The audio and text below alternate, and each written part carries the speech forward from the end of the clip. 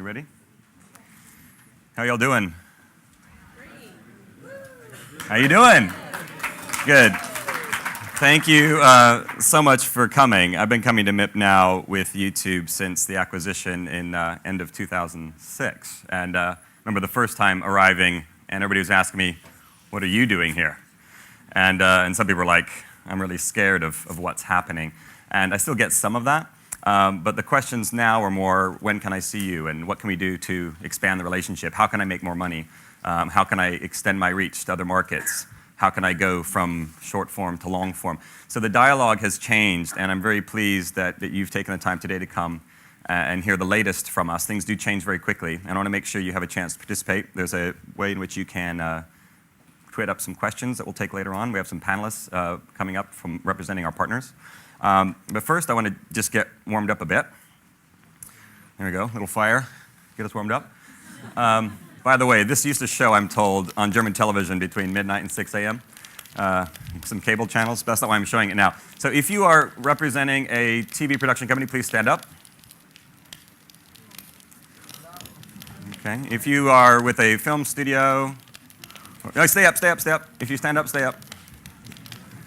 Film. If you are with a broadcaster of any kind, stand up. I want to get everybody up at some point. If you are with in marketing, advertising, agencies, representing brands, brand management, if you are a student and just interested in what's happening,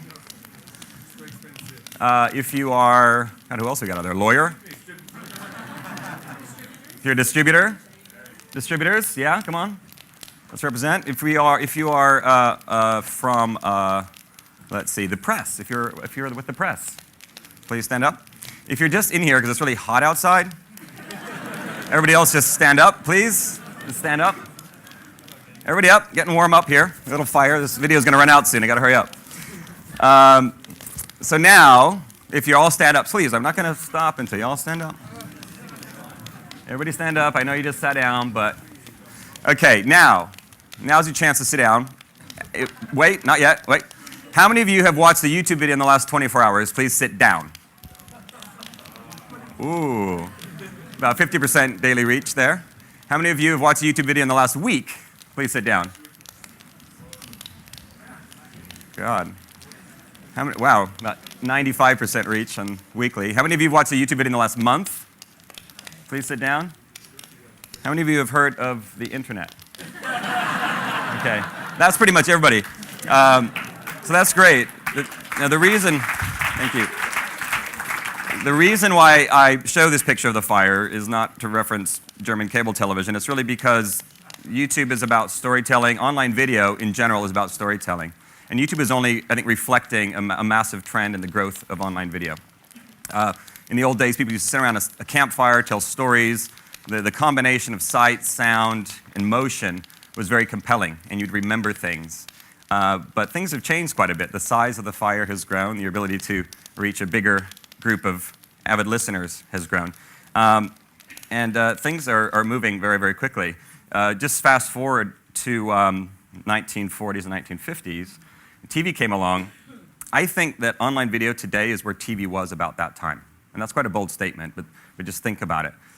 You know, think about the fact that when it first kind of came around, you were very excited. In the old days of the beginning of television, people were so used to radio and print.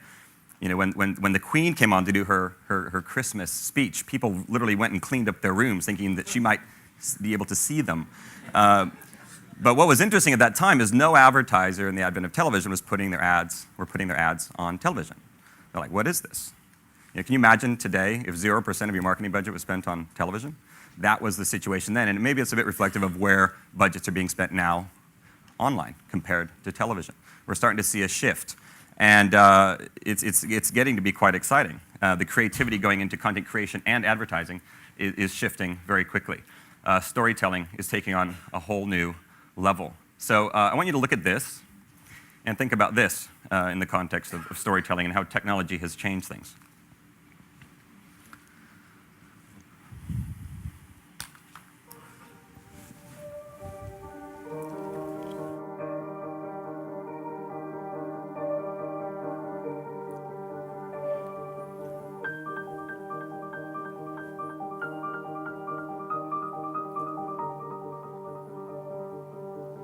Good morning, everyone.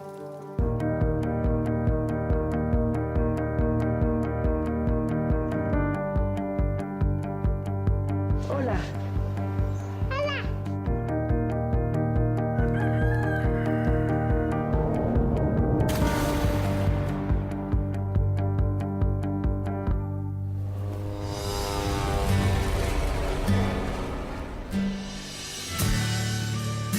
I love life.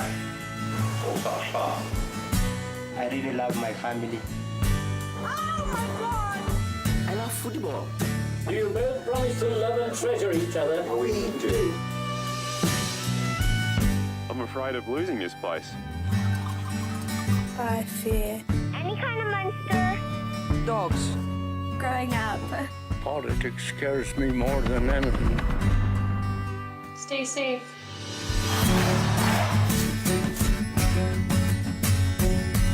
When I close my eyes, I can see all different people in the world. I can feel it, I can touch it, I can see it.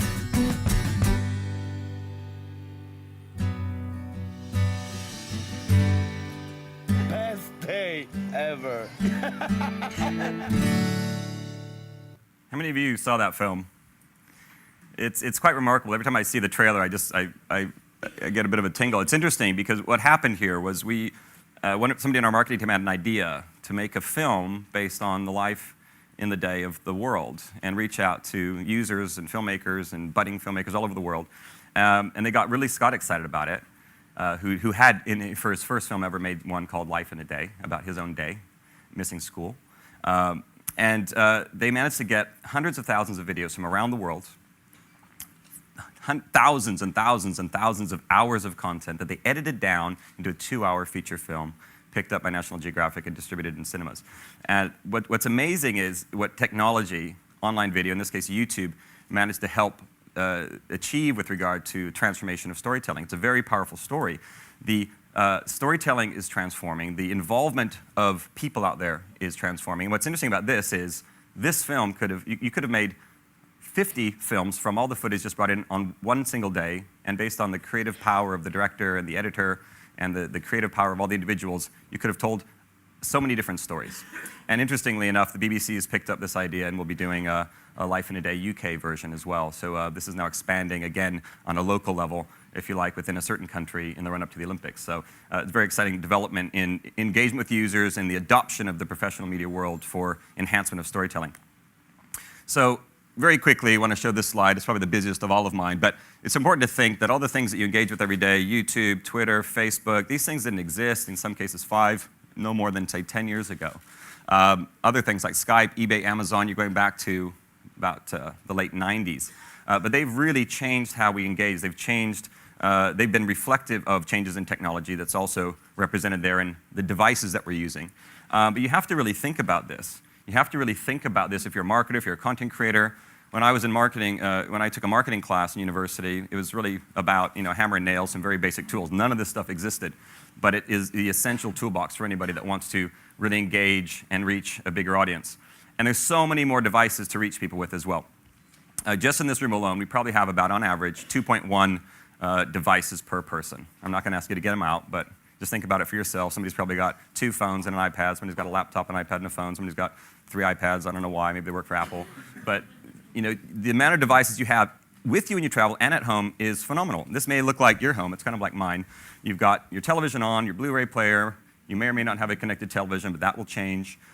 You've got your laptop, your iPad maybe, and your phone as you're watching, tweeting, socially interacting with your friends.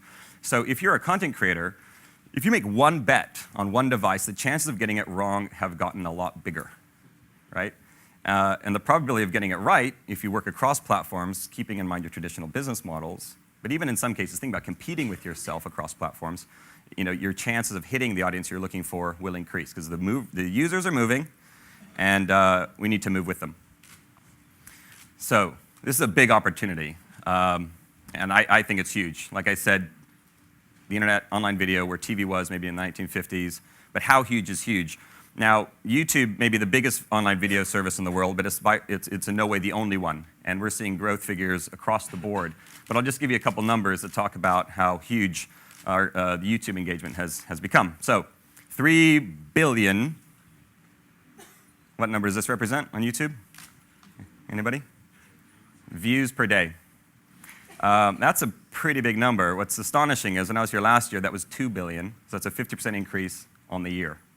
When we acquired YouTube in 2006, they were getting about 50 million views a day. We thought that was amazing.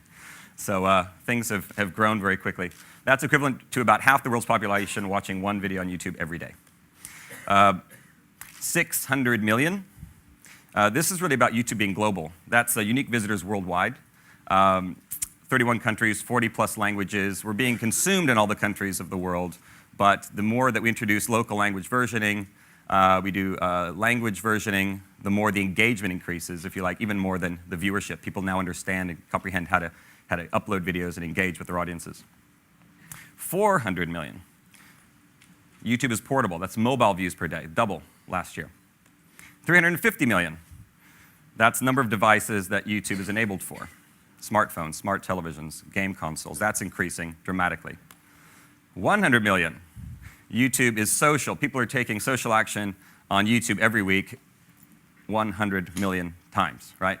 And an interesting number is, this is just on YouTube. We have 300 years worth of video consumed on Facebook every day, if you add up the total amount of video watched on Facebook that's embedded YouTube videos. And about 600 tweets per minute contain a YouTube video link. So we're also very interrelated, these services that you're engaging with today. 20,000, small number, but for us it's quite a big deal. This is the number of partners that we have, revenue-generating partners on YouTube. When I came here, beginning of the end of 2006, the acquisition, there were 3, and those were the 3 major labels in North America, 0 partners in Europe. Now we have 20,000 partners across the world, a large number of them in Europe, some names that I'll talk about and you will recognize. Now the smallest number of these slides is, for me, the most impactful.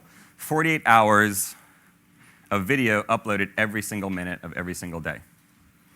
If you add that together, that's the equivalent of what the 3 major US networks broadcast over the past 60 years, right? It's a phenomenal amount of content. It may appeal to some people, some of it may not appeal to some people. But this is fascinating, and it's continued to grow. When I was here last year, it was 35 hours. The year before that was 24 hours. The year before that was 13 hours. In 2007, it was 8 hours, which is still a lot, 8 hours per minute. And we're seeing some real gems come through this. Has anybody heard of Jamal Edwards? Right? If you're from the UK, you might have heard of this guy. He's quite amazing. He's so amazing that Google, for the first time ever, did a TV advertisement in Europe, prime time during the X Factor, about Chrome, the browser, but they used his story to really make a point about the power of the internet. So I'll show you that to you right now.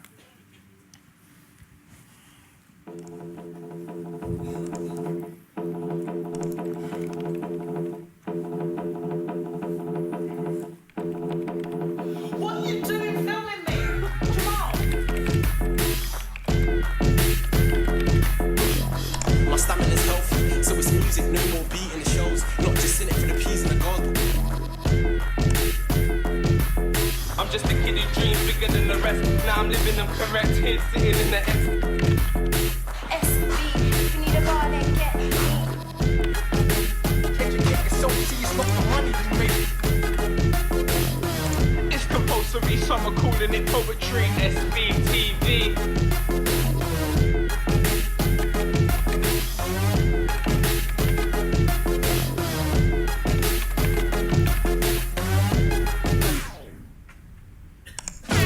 My lifestyle's terribly wild, but you never catch me. Explosive. Style, don't think I'm a blow, I get therapy now. SBTV was in my rise, mom, be like a train. Choo choo, go hard, go faster. Stack peas every day. I rise, mom, be like a tractor. I rise, mom, be like a babe. Choo choo, now the rock. Women more alcohol. I went to a music awards event last week, and there were more people surrounding him from the labels, even the artists, than there were JLS, which is a big boy band in the UK. He's a rock star in his own right, starting off with a little video camera. He now has one of the most popular channels in the UK, and it's extending globally. Starting off just filming guys doing beats, doing raps, and then eventually expanding into discovering new artists on YouTube.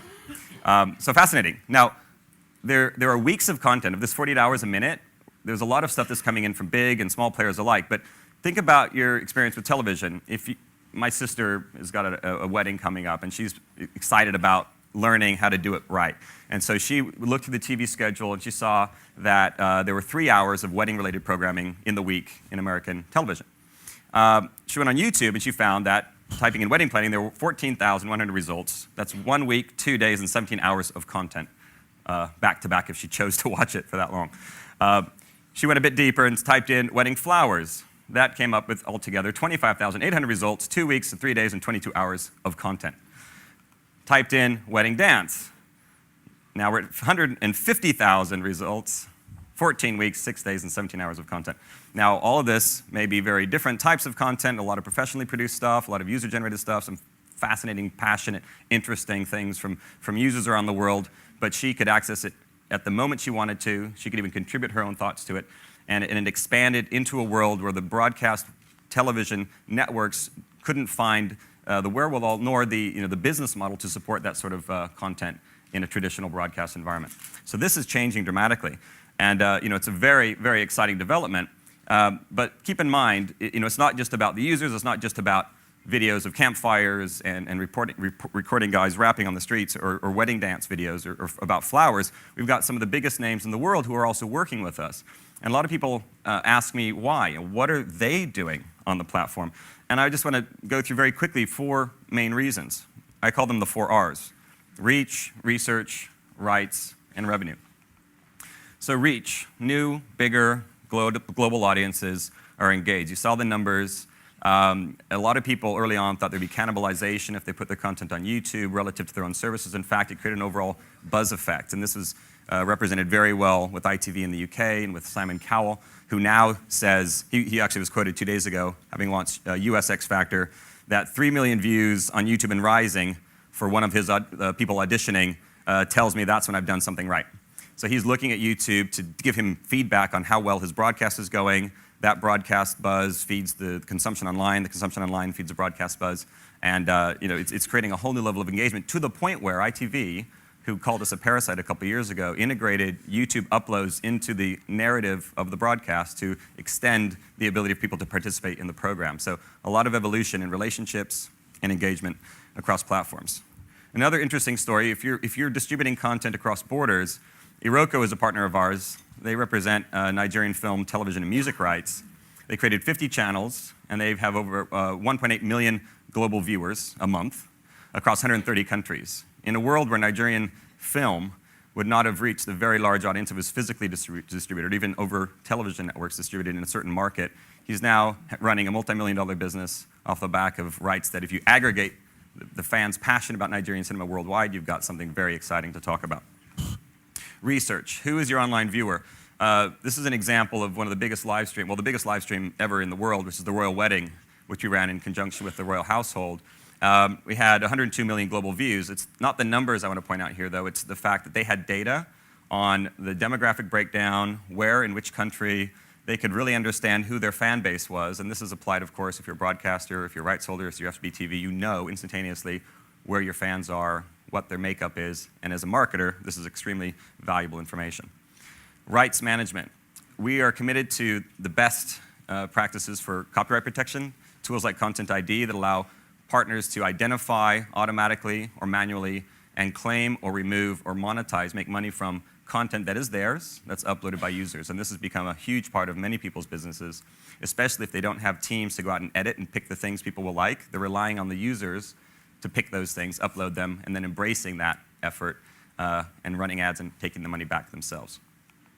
And revenue, of course, this is a big piece, very important to us. I talked about broadcast television in the 40s and 50s. At that time, people were taking radio ads and just slapping pictures on them and putting them on TV. That's kind of the equivalent of what started happening with online video. You take TV ads and just put them on the web and just a pre-roll. You don't have a choice.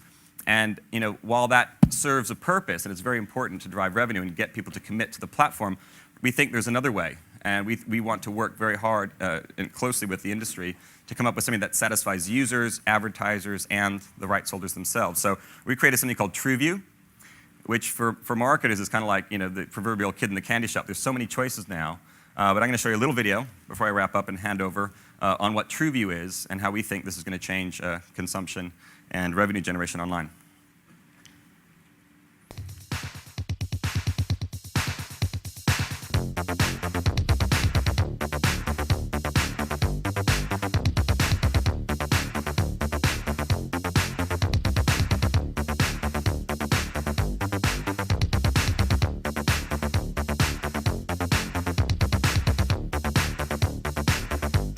I'm on a horse.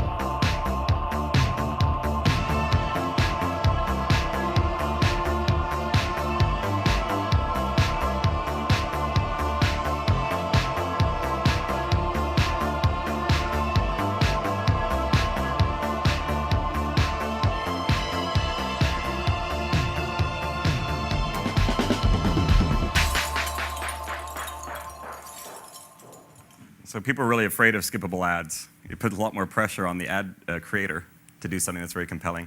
But if somebody sits through and watches it, what you can charge for that is pretty amazing. And it also gives better choice to the user who just wants to get to the content and isn't compelled in the first couple seconds. Get to the content. So it's exciting developments. Just the beginning. Beginning to introduce pay models with rentals in North America, with film and television, exploring opportunities like that in this market. What next? Live streaming, deeper engagement in music, a lot of sports partners coming on.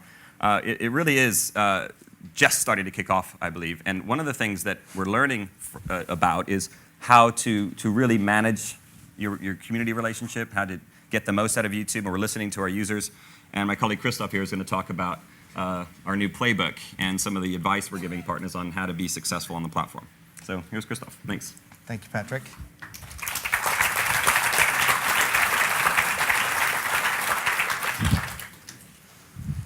Let me just briefly introduce myself to you. My name is Christoph Poropatec. I am a partner manager for YouTube content creators, or as we like to call them, YouTube stars, and with a focus on Germany. My job is really to tell the individual video creators about YouTube, its global massive reach, and of course about the ability to make money. But at YouTube, it's not about the platform and about the company. It's more about the content and who is behind the content. So I can't really think of a better way to introduce my job by introducing you to one of my most successful partners in Germany.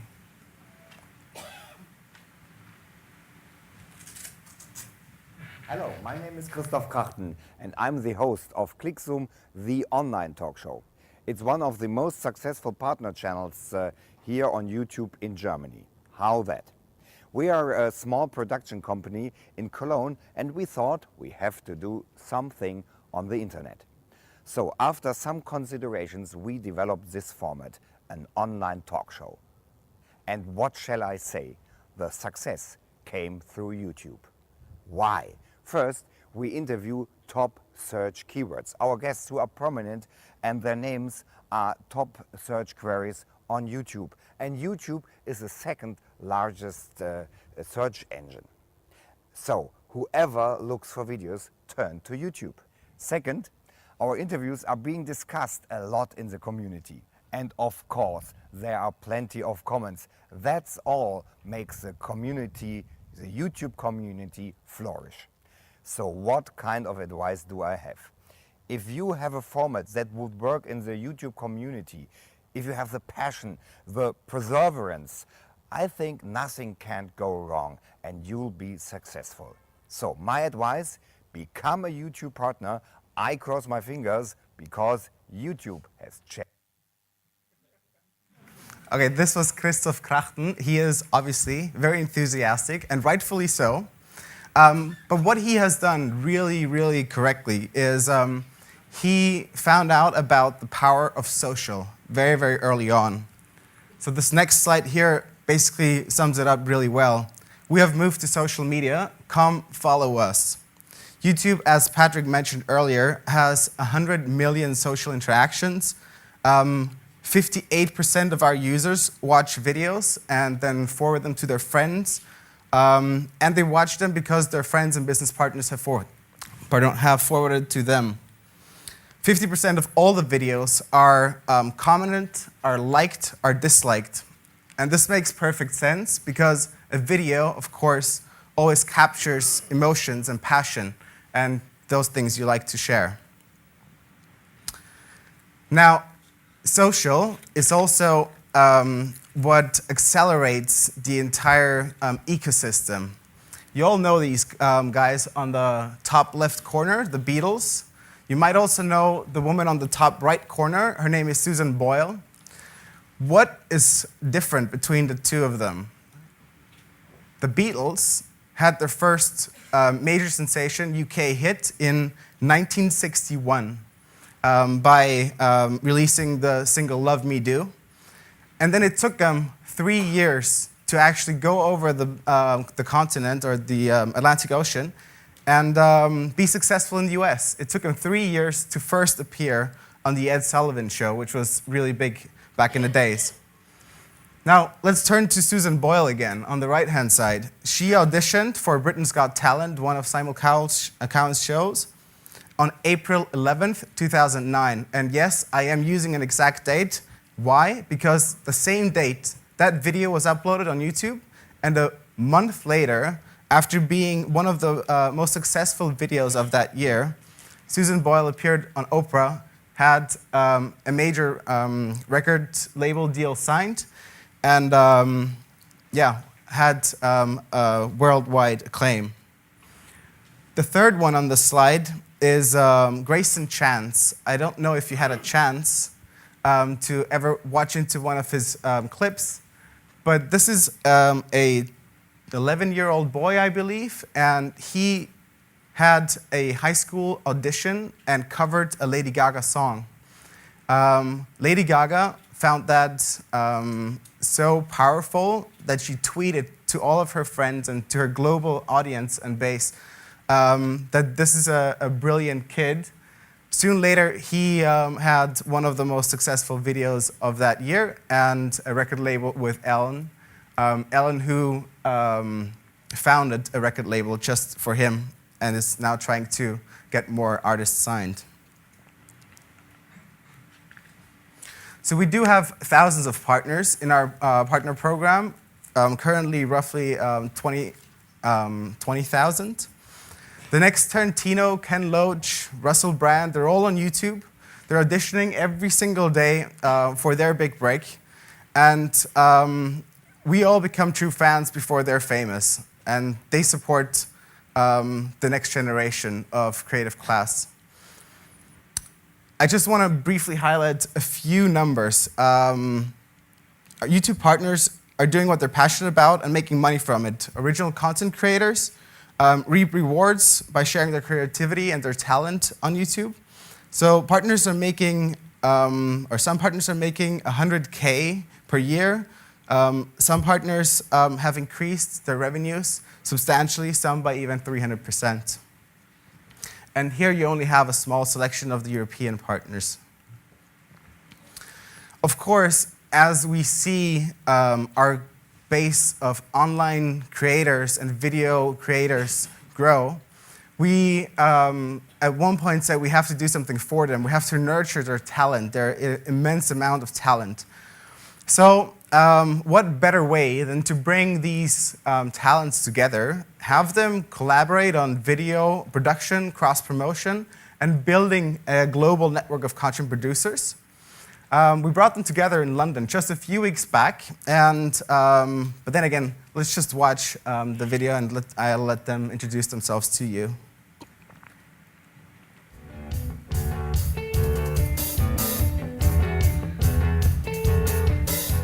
Hi, I'm Stu Rayner. I'm Sana from Books and Quills. I'm J. Pelirrojo. I'm here in London at the YouTube Creator Camp. I can hardly believe I'm here, but I am. Oh my gosh, you're a professional. And it looks like I'm having such a good time.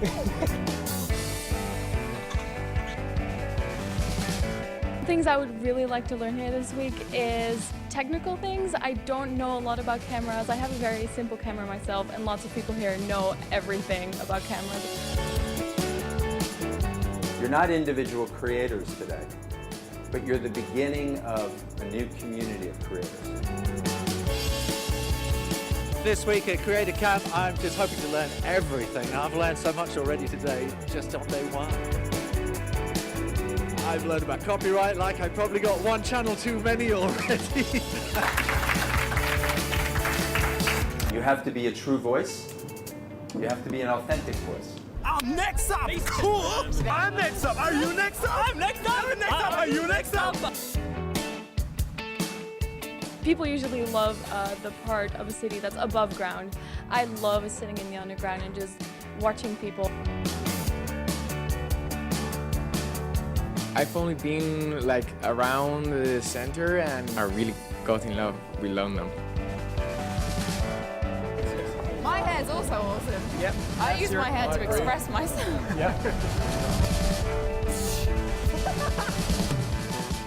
The person that I'm most excited about meeting is Charlie Sokulak because he is one of the first YouTubers that I ever watched.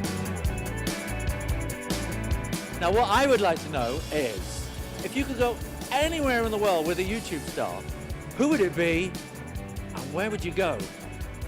Put your answer in the comments below.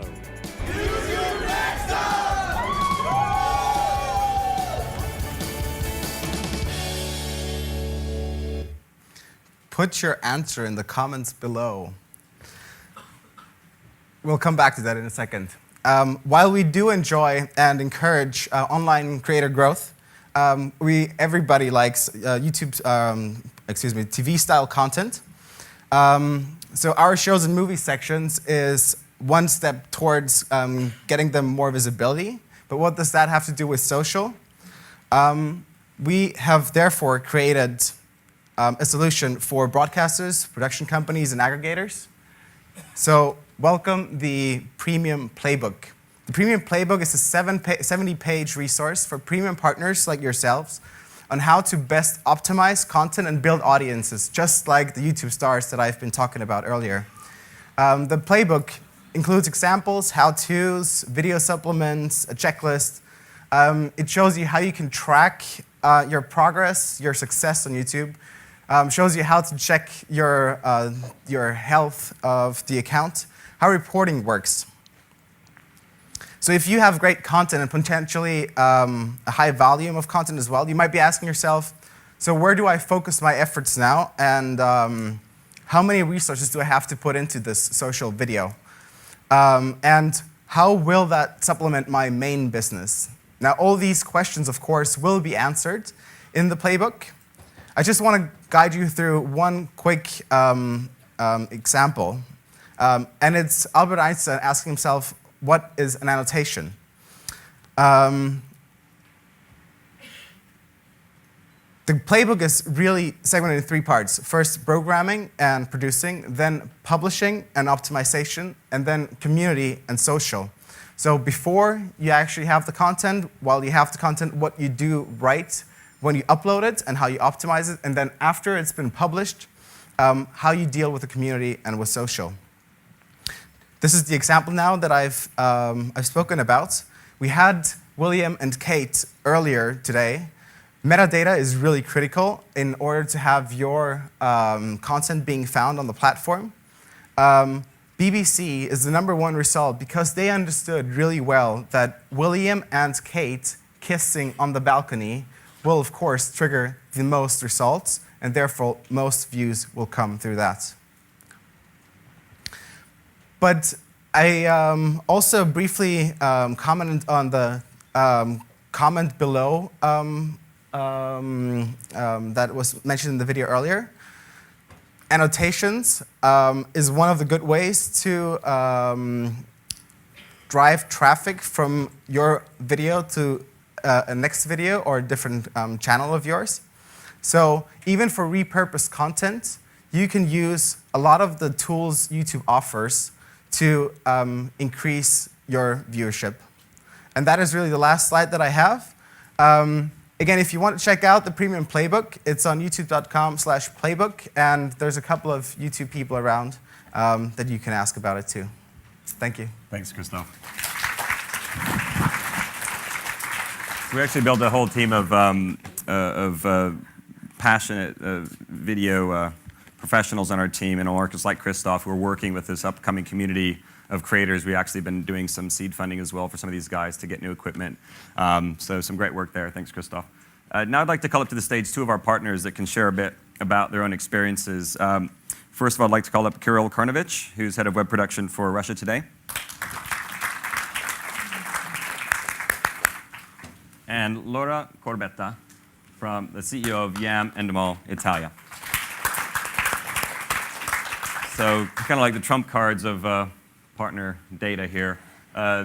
Yam Endemol joined YouTube in 2010. 106 million total views, mostly in Italy in terms of countries that are watching the content, but you do make it available worldwide. Most popular video is one about Zac Efron. Subscribers over 36,000 and total uploads over 1,600. And for context, Russia Today joined in April 2010. Quite astonishing, 640 million views in English, Arabic, and Spanish. They are one of the, if not the biggest, news provider on YouTube worldwide, which is pretty phenomenal. Their most popular video was the Japan earthquake aerial view of the tsunami waves. 20 million, 219,000 subscribers for the channel. So, I mean, these are massive numbers, and I'd just like to ask you a few questions about, how you got started. Let's start with you, Kirill, if you don't mind. Yeah. Actually, when I took over our YouTube channel, to be honest, it was just an average one. We had 2 years ago, we had only 40 million views and 19,000 subscribers. But the first thing we did is we changed our editorial policy. So, like, our slogan right now, and like it was quality, not quantity. Actually, from our point of view, the exclusiveness of content is like the main criteria to become popular.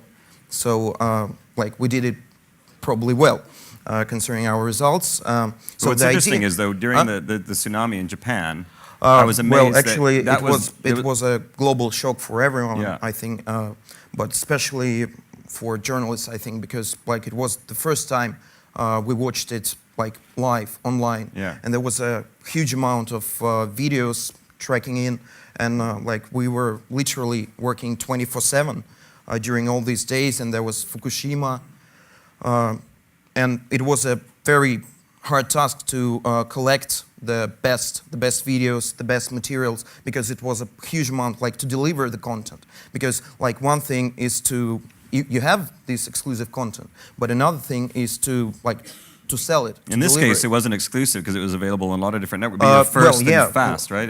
But we had a huge team of our correspondents. Yeah. We had a lot of reports. One of our correspondents, the first report we did, he was really literally running away from tsunami warning, and we had like we had our own like exclusive content. Yeah, mm-hmm. Of course we're buying out from our like APTN, yeah. Like partner programs, but of course like the main idea was to deliver it. So like we went, like our main task is also search optimization. Like of course we had in every video we had Japan tsunami. Right. Like probably it started with this because like this makes the video more searchable. By the way, if you have questions, feel free to put up on the... just one thing to tell about if we're talking about Japan. In like 5 days, we had 150 million views on our Japan videos, mm-hmm. and over 100,000 comments. And actually, that was the first time I was talking to our partner that he confirmed us that it was the first time that we made it to the monthly rating as the most viewed YouTube channel in April, not Vivo, who are currently the biggest. Yeah, worldwide. It's not a channel, it's a kind of general community. Yeah. But like we were the first to beat out Vivo out of the top spot in monthly, the most. Like, so how important has this become for you relative to your traditional broadcast? Sorry? How important has it become to you relative to your traditional broadcast business? Obviously, it's very important. Yeah. I mean, from your boss's perspective, this started off as you said, an experiment. Yeah, you know, we understand the importance of like the new role of social media. We understand that right now TV is like everyone are in the internet. So like in this new situation, TVs, it's a must for them to reach out to their audience, to search for it, to create a community. And right now on YouTube, we have one of the strongest, I think the strongest actually, news community. We literally get thousands of comments. And that's why, that was our idea, yeah, to create a forum, because we allow our users to freely comment. Yeah, of course we monitor, we try to monitor. We encourage our users to report on some like racial hatred or something, yeah. But like the main is to integrate into this community, to become one of them, one of the audience. Are you making that content available on all the devices as well, whether it's mobile or connected TVs or game consoles? Of course. Do you think that makes a difference? Well, actually, the main thing is that you can reach and you can watch. We have really a serious growth in mobile views, because like when it's like a network. If your video is good, then there is it's spreading. Just so like the main task is to to make it reshareable.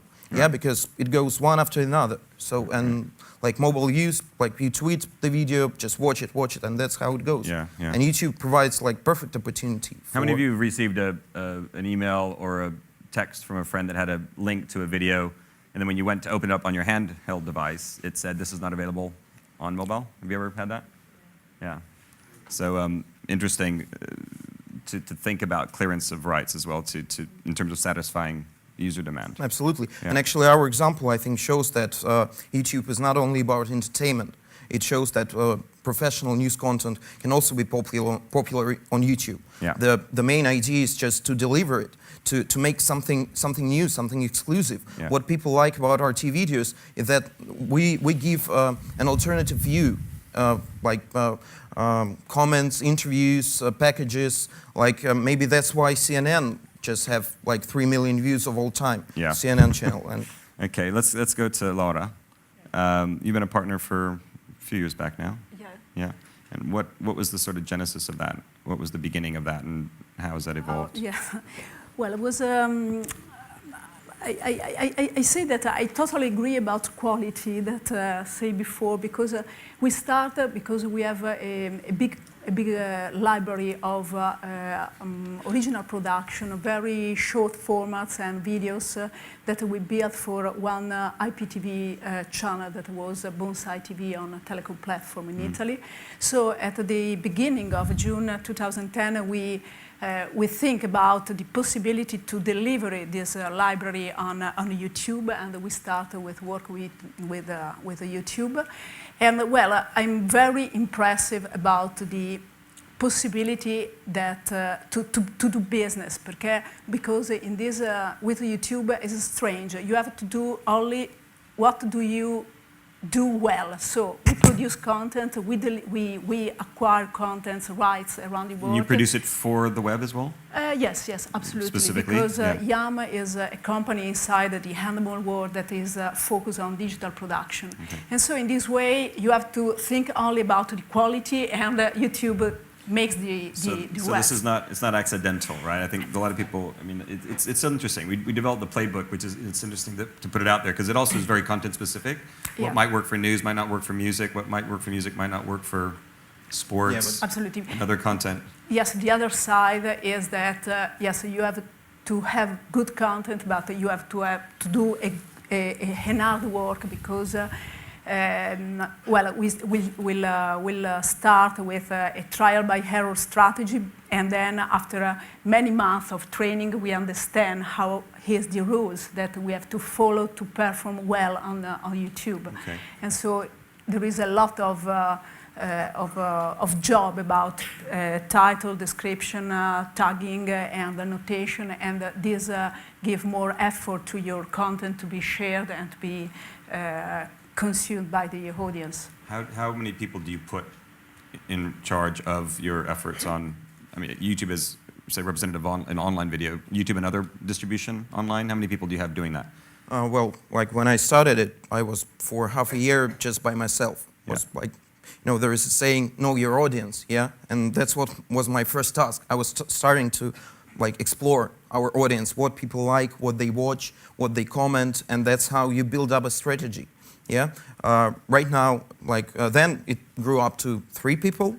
Like literally when there is breaking news, we're there in 24/7 because we understand the importance to deliver news. People really, because if something globally happens, like I doubt that there is a person who didn't search for Japan, for example, when it was going on.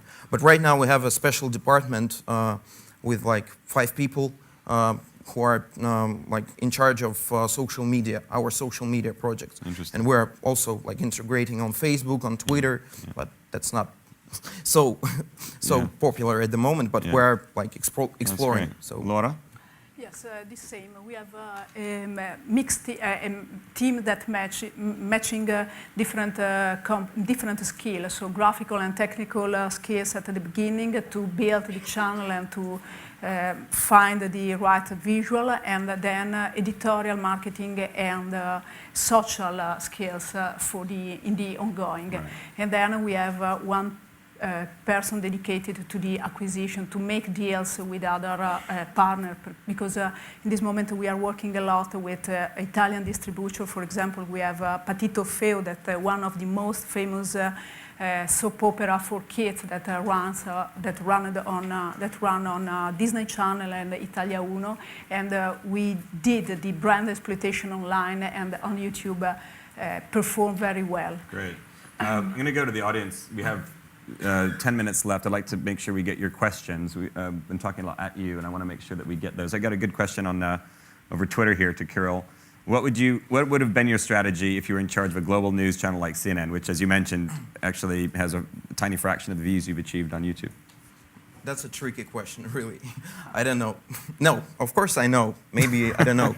I will try to make sure that there is less bias or more like something provocative, because like mainstream media, they have like why we became so popular, because actually when something is going on, the mainstream media, as we call it, BBC, CNN, like others, MSNBC in the United States, they probably run the same stories. So and people are getting a little bit fed up when they're being sold just the same. If you like click channels, you will see just the same pictures, just the same spin. For example, recently we had this Occupy Wall Street big story. And actually mainstream media start to understand that they need to cover this story because they are losing. They are losing in this alternativeness, if I may. Great. So, questions from the audience about YouTube generally, to the partners, anything? Yes. From Korea. Hi. Hi, my name is Jun from Korea Booz. We are a content creator. Hi. And in Korea, we recently serviced the LTE 4G, and should be come up soon with the end screen. Yeah. So how would YouTube would be prepared for that? For the 4G? Otherwise, yeah, fast downloadable HD files. Yeah. So what's your plan for YouTube would be prepared for new technology? Well, I mean, Korea is way ahead of the curve with regard to broadband speeds and consumption on devices, I would say. We're behind you, I think, probably. But we have a lot of smart engineers in California and other parts of the world who are thinking about this. The good thing is we have an enormous capacity, and also leveraging the Google network. When we did the live stream of the royal wedding, we had no idea it would be over 100 million streams. It's never been done. We had maybe about 10 seconds downtime. It was pretty amazing. So both in terms of going out directly to individuals, but also with uploads, we're trying to grow the capacity. But Korea poses an interesting challenge. But what's amazing about what's happening in Korea, it shows the importance of people to start upgrading the quality of their content they're putting on platforms like the YouTube and their own services if they're looking to reach a global audience. Thank you for the question. Any other questions? Yeah, here. Yeah, the mic. Oh, sorry, whoever has the mic. My name is Glazer. May I? Here.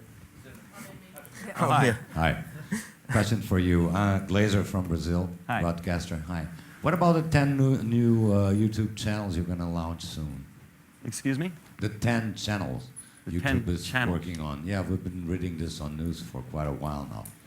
10 well. Okay, I think you're referring to some press about some new channels that are in development. We haven't announced anything. I don't comment on any of the rumors or speculation that comes out in the press. We've been working with partners for many years to try and create new opportunities for distribution of their content, new ideas to engage audiences. A lot of things that are happening is about curation as well, but there's nothing to announce at the moment with regard to new channels. But every day, new channels are made and distributed on YouTube. But I think there's a lot more interest in that today than there ever was. Unlimited bandwidth, you know, hundreds of channels to millions of channels. I think it's a direction. And it's an interesting thing to think about from, if you're a content creator, your ability to have a direct relationship with your consumer is now. Relying on third parties is a very important part of your business. If you're a third party, if you're a distributor and aggregator, you also can be the curation voice, have that relationship with your user, but somebody will have that relationship with the user, and moving quickly is important if you want to maintain it in the long run. Thank you. Here, we've got a mic back there. We have one up front as well. Go ahead. Hello, my name is Nikolai Orlov. I'm a broadcaster from Russia, and I'm very impressed by your figures. 48 hours per minute of video on YouTube. Mm-hmm. My question is, what is the percentage of this video is professional content, and what is the percentage of this video is user-generated content? That's a really good question. I don't know, to be honest with you. There are larger and larger numbers of videos coming on in high quality. We're getting full-length feature films. We're getting full-length TV shows in countries like the UK and France and Netherlands and so forth. But what's interesting is anyone can upload video. We don't know who the uploader is, and we don't know the intent of the uploader. We have a lot of marketers, actually, that are uploading professional content under the guise of a user. So it's hard to split it out. I would say a large proportion of what's coming in is originally created, uniquely created personal video. But for us to judge whether it's professional or unprofessional is really, it's not our place. What is popular, and the definition of popular is completely different in our world. Even if you have less than 1% views or any particular category on YouTube, that's still an enormous number. So it's a good question, but I still don't even know the answer. Yeah. Oh, go ahead.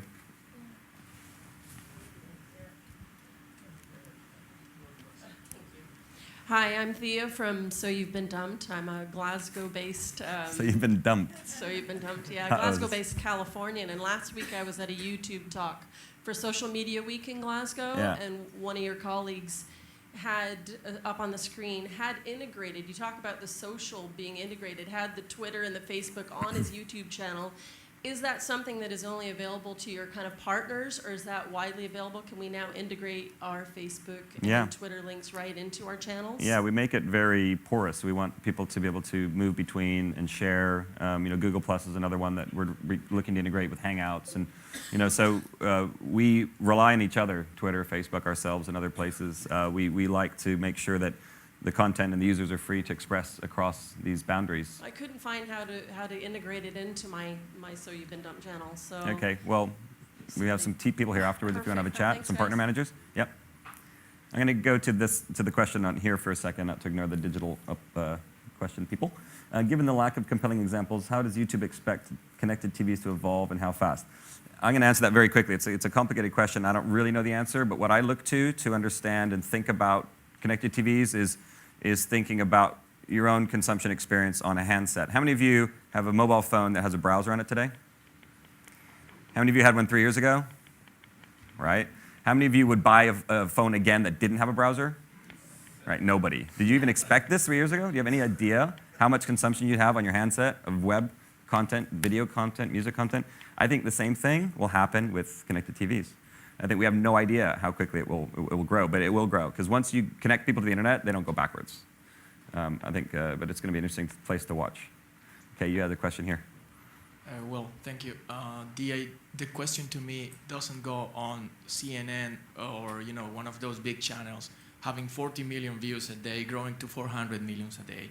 Of course, yeah, it's a big growth, but I'm more curious about what can independent content producers like me who have no views today, what can we do to get something like a JSTV? Yeah. Well, remember, how does that really he's 20. work? He started when he was 15 when my mom gave him a camera. And it took him 4 or 5 years to get to the millions of views that he has now, so you have to start somewhere. The benefit you have today is that we have things like the Creator Playbook and things that you can look to give yourself tips and tricks on how to at least put yourself in the right position to be successful. It can happen organically if you're very lucky. Charlie Bit My Finger. I mean, about 800 billion gazillion views of Charlie Bit My Finger. This guy's making a lot of money every single day just because he's got momentum. But I would not rely on luck. There are a lot of things that you can do that make high-quality content rise. And I think the playbook, I think, will be a good way to look at that. Thank you. Yeah. One more question, then we have to move on for myself or for the panel. Yeah. Oh, wait, sorry. Who has the mic? Okay, up there. I'm in red zone now. Hi, thanks, Stuart. You mentioned the 400 million daily mobile views, I believe. What else can you say about how people are using YouTube on their mobile phones and tablets? What trends are you seeing? How fast is it growing? And what does that mean for content creators? Okay. Well, first of all, think about making sure what you do is, the number one thing is just to be a good storyteller, continue to be a good storyteller. The stuff will travel naturally. And the quality of the video that you're getting on handsets and tablets, is going to be HD quality. So I wouldn't worry too much about formatting and all that stuff. It used to be a big topic here a couple years ago. It's like, just do good stuff.